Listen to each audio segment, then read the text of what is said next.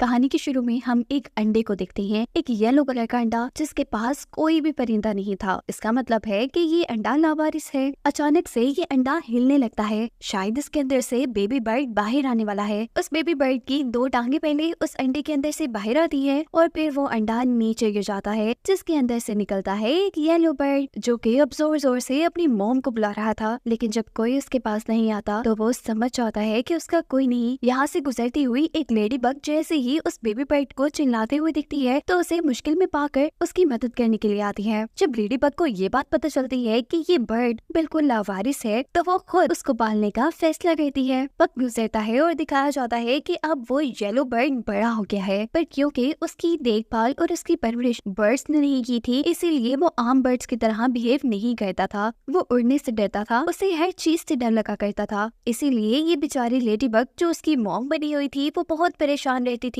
वो हमेशा उसे ताकतवर बनाने की कोशिश करती थी ताकि वो बगैर डरे कहीं पे भी जा सके और अपनी लाइफ एंजॉय कर सके। सीन कट होकर हमें दिखाया जाता है ब्लू बर्ड्स का एक ग्रुप जो सभी बातें कर रहे थे कि अब विंटर यानी सर्दियां आने वाली हैं। यहाँ पे सर्दी काफी बढ़ जाएगी और उन्हें जिंदा रहने के लिए अफ्रीका के जंगलों की तरफ चले जाना चाहिए। हमें पता चलता है कि इन ब्लू बर्ड्स के ग्रुप के दो लीडर हैं, एक वो जो अभी इस पूरे ग्रुप को लीड करता है और दूसरा लीडर बड़े लीडर के रिटायर्ड होने के बाद या मरने के बाद सबको लीड किया करेगा। खैर यही से अब दोबारा हम येलो बर्ड को देखते हैं जो कि लेडी बग ही अपनी मॉम के साथ खेल रहा था। खेलते खेलते लेडी बग एक नट को यहाँ से बहुत दूर फेंक देती है और खुद ऐसी नाटक करती है जैसे वो भी नीचे गिर गई है और नीचे गिरने की वजह से उसे चोट लग गई है। वो अब येलो बर्ड को कहती है जाओ जाके हमारा खाना यानी वो नट वहाँ से लेकर आओ। वो ऐसा इसलिए कर रही थी कि येलो बर्ड के अंदर से डर निकल जाए, लेकिन शायद येलो बर्ड अपने साथ अच्छाई करना ही नहीं चाहता था। वो लेडी बग से ये करने को इनकार कर देता है। उसका इनकार सुनकर लेडी बग को अब बहुत ज्यादा गुस्सा आ चुका था। वो कहती है जाओ जाकर नट लेकर आओ। लेडी बग को पहली बार इस येलो बर्ड ने इतने ज्यादा गुस्से में देखा था। वो क्या करता, ना चाहते हुए भी उसे नट लेने के लिए जाना पड़ता है। यहाँ दिखाया जाता है कि जब ब्लू बर्ड्स का पूरा ग्रुप ये प्लानिंग कर रहा था कि इस मर्तबा वो किस रूट से अफ्रीका जाएंगे, तो इसी दौरान जंगली बिल्लियां उनके ऊपर हमला कर देती है। सभी ब्लू बर्ड यहाँ से उड़ जाती हैं, लेकिन इन बर्ड्स का लीडर इन बिल्लियों के चुंगल में फंस जाता है।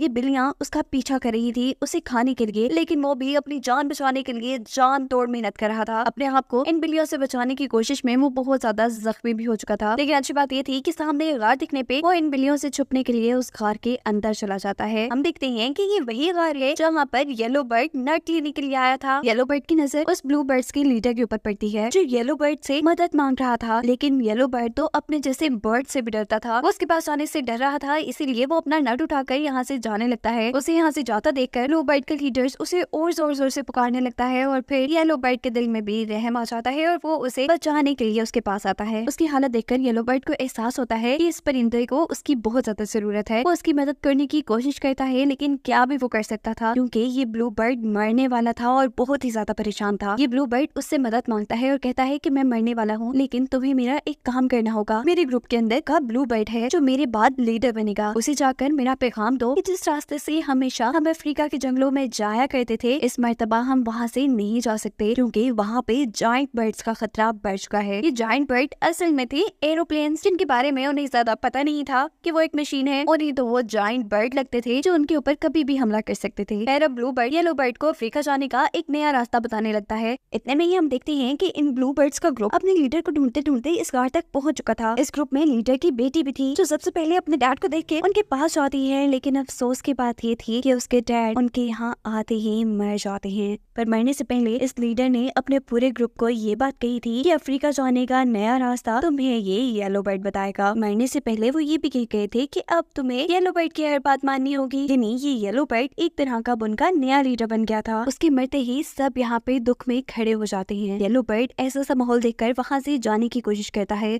पर कार्ल जो कि एक ब्लू बर्ड था जिसके बारे में ब्लू बर्ड्स के लीडर ने बताया था कि वो उनके मरने के बाद लीडर होगा, वो येलो बर्ड को रोककर कहता है बताओ हमारे लीडर तुम्हें क्या बताकर गए हैं, कौन सा नया रास्ता है जो हमें अफ्रीका जाने के लिए अपनाना है। उनकी इन्हीं बातों के दौरान यहाँ पे लेडी बग भी आ चुकी थी। लेडी बग ने कार्ल की काफी सारी बातें सुन ली थी और वो अब कार्ल से कहती है कि हाँ ये येलो बर्ड ही तुम्हें अफ्रीका लेकर जाएगा, क्योंकि तुम लोग जिन रास्तों से जाते हो उन रास्तों में तो बहुत खतरा है, बहुत से जायंट बर्ड्स हैं, तुम येलो बर्ड के बगैर आगे नहीं बढ़ पाओगे। कार्ल को लेडीबग की ये बात बुरी तो लगी थी, लेकिन खैर उनके लीडर्स का हुक्म था। वो अब अपने पूरे ग्रुप को कहता है कि मेरे साथ साथ अब ये येलो बर्ड भी हमारा लीडर है और इसे हम अपने साथ लेकर जाएंगे। दूसरी तरफ येलो बर्ड तो इन सारी चीजों से बहुत ज्यादा घबरा चुका था। वो लेडीबग को इन सबसे छुपाकर पूछता है, आखिर तुमने इतना बड़ा झूठ क्यों बोला, तुमने इस ग्रुप से ये सब क्यों कह दिया। तब लेडीबग कहती है कि ये तुम्हारे साथी बन सकते हैं, तुम इनके साथ पूरी दुनिया घूम सकते हो, तुम्हारा फ्यूचर बन सकता है, ये झूठ मैंने तुम्हारे लिए ही बोला है। अब कार्ल उससे पूछता है, आखिर बता तो दो हमें कौन सा रूट अपनाना है। येलो बर्ड को रूट बताना ही नहीं आता, इसलिए वो झूठ कह देता है, हाँ मैं तो सारे रास्ते जानता हूँ, बस तुम्हें मेरे पीछे पीछे आना होगा। कार्ल और सारे ग्रुप के लोग इसकी बात मान जाते हैं। इससे पहले कि वो कोई और फैसला करते, यहाँ पर दोबारा से जंगली बिल्लियाँ उनके ऊपर हमला कर देती हैं। इस जंगली बिल्ली को देखते ही सारे बर्ड यहाँ से उड़ चुके थे, सिवाय एक छोटे से ब्लू बर्ड के, जिसे मौका पाते ही येलो बर्ड अपनी पीठ पे बिठाकर उड़ा लेता है, यानी उसकी जान येलो बर्ड ने बचा ली थी। येलो बर्ड ने जिस तरीके से इस छोटे से ब्लू बर्ड की जान बचाई थी, इसे देखकर सभी ब्लू बर्ड उससे इम्प्रेस हो चुके थे। यहाँ पर लीडर की बेटी येलो बर्ड से कहती है, तुम में कुछ तो खास बात है कि मेरे डैड ने तुम्हें लीडर बनाया है, मेरे डैड ऐसे ही किसी को नहीं चुनते। अब ये सब लोग हवा में थे, इन्हें अफ्रीका की तरफ निकलना था और यहाँ पर ये येलो बर्ड मुश्किल में पड़ जाता है, क्योंकि अफ्रीका जाने का रास्ता तो उसे पता ही नहीं था। अभी वो कंफ्यूज था कि कहाँ जाए, तभी सामने उसे 3 पहाड़ दिखते हैं। उसे याद आता है कि ब्लू बर्ड के लीडर्स ने उसे 3 पहाड़ों का भी बताया था। वो उन 3 पहाड़ों की डायरेक्शन में उड़ने लगते हैं। सब लोग बिना कुछ सोच समझे इस येलो बर्ड की बात मानते ही जा रहे थे, लेकिन कार्ल को कहीं ना कहीं डाउट यानी शक था कि ये रास्ता तो अफ्रीका की तरफ नहीं जाता, कुछ तो गड़बड़ है। कार्ल अपने साथियों को भी ये बात बताने की कोशिश करता है, लेकिन कोई भी कार्ल की बातों पे ध्यान नहीं देता, क्योंकि सभी को लग रहा था कि येलो बर्ड बिल्कुल परफेक्ट है। अब तो ये लोग पेरिस पहुंच चुके थे और रात भी हो चुकी थी। अब इन्हें एक टॉवर के ऊपर रात गुजारनी पड़ती है। इस दौरान ये येलो बर्ड देखता है कि यहाँ पे कुछ परिंदे दाना खा रहे थे। वो अपने साथ अपने सभी लोगों के लिए जब वहाँ से दाना लेने जाता है, तो यहाँ के सारे बर्ड्स उसकी अच्छी खासी धुलाई कर देते हैं। इस सारे वाकये की वजह से अब तो वो बहुत ज्यादा परेशान हो चुका था। एक तो वो पहले ही गिल्ट में था कि वो इन लोगों को सही रास्ता गाइड नहीं कर पा रहा, दूसरा अब ये वाकया, वो बहुत ज्यादा अब मायूस हो चुका है और आगे नहीं जाना चाहता। तब लीडर की बेटी उसे हौसला देती है, उसे कहती है, नहीं तुम में कुछ तो बात है, जो मेरे डैड ने तुम्हें चुना, तुम कर सकते हो। उसकी बातें सुनने के बाद येलो बर्ड में काफी ज्यादा हिम्मत आ चुकी थी और अब वो उनके साथ दोबारा चलने को भी तैयार था। सुबह होती है और ये सब लोग अपने रास्ते पर निकल जाते हैं। सभी लोगों को येलो बर्ड पे बहुत ज्यादा एतबार है, लेकिन कार्ल को अभी भी गड़बड़ी महसूस हो रही है। वो येलो बर्ड से कहता है कि मुझे लगता है तुम्हें रास्ता नहीं मालूम, और अगर ऐसा हुआ तो हम सब मिलकर तुम्हें नहीं छोड़ेंगे, और भलाई इसी में है कि अगर कुछ भी गड़बड़ है तो तुम सब कुछ सच सच हमें बता दो। उड़ते उड़ते ये लोग एक समंदर तक पहुंच जाते हैं। इनको लगता है कि इस समंदर को पार करने के बाद अफ्रीका आ जाएगा, इसीलिए अब ये आराम करने का सोचते हैं, ताकि कुछ एनर्जी इकट्ठी करके ये समंदर को पार करना शुरू करेंगे। लेकिन यहीं पर येलो बर्ड को पता चलता है कि वो लोग अफ्रीका के रास्ते में तो थे ही नहीं, अब तो उसकी सारी हिम्मत टूट चुकी थी। तब एक और मर्तबा लीडर की बेटी उससे कहती है, तुम हिम्मत नहीं हारो, हम उड़ते उड़ते अफ्रीका पहुंच जाएंगे, और एक मर्तबा हम अफ्रीका पहुंच जाए, हमारे अंकल हमें मिल जाए, तो तुम बेशक वापस आ सकते हो। येलो बर्ड इस बार भी उनकी बात मान लेता है और इस ग्रुप के साथ ही रहता है। हालांकि वो इस ग्रुप के साथ नहीं रहना चाहता था। रात हो जाती है, सब लोग सो जाते हैं, लेकिन ये येलो बर्ड 2 सील से मिलता है। जो सील्स इसकी कहानी सुनकर इसे बताते हैं कि अफ्रीका का रास्ता तो दूसरी तरफ था, ये लोग बहुत ज्यादा गलत डायरेक्शन में आ चुके हैं। अब ये बात सुनकर उसे और भी ज्यादा शर्मिंदगी होने लगी थी, लेकिन सुबह होने पर भी वो ये सच्चाई किसी को नहीं बताता और ये लोग समुद्र को पार करने का ही सफर शुरू कर देते हैं। जैसे ही ये समुद्र के दरमियान में पहुंचते हैं, तो एक बहुत बड़ा तूफान इनके सामने आ जाता है। यहीं पर इन्हें पानी के अंदर डूबा हुआ एक शिप नजर आता है। इस तूफान से बचने के लिए इनके पास अच्छा रास्ता यही था कि ये लोग इस शिप के अंदर चले जाएं। ये सब लोग उस बोट के अंदर जाते हैं तो देखते हैं कि उसी बोट के अंदर उन जैसे कुछ और परिंदे भी थे। इन्हें यहाँ पर भूख भी लगी थी। ये लोग इसी बोट के अंदर खाना तलाश करने की जब कोशिश करते हैं, तो ये बोट और ज्यादा पानी के अंदर डूब जाती है। वक्त रहते ही ये लोग अपनी जान बचाने के लिए पानी से बाहर निकल जाते हैं।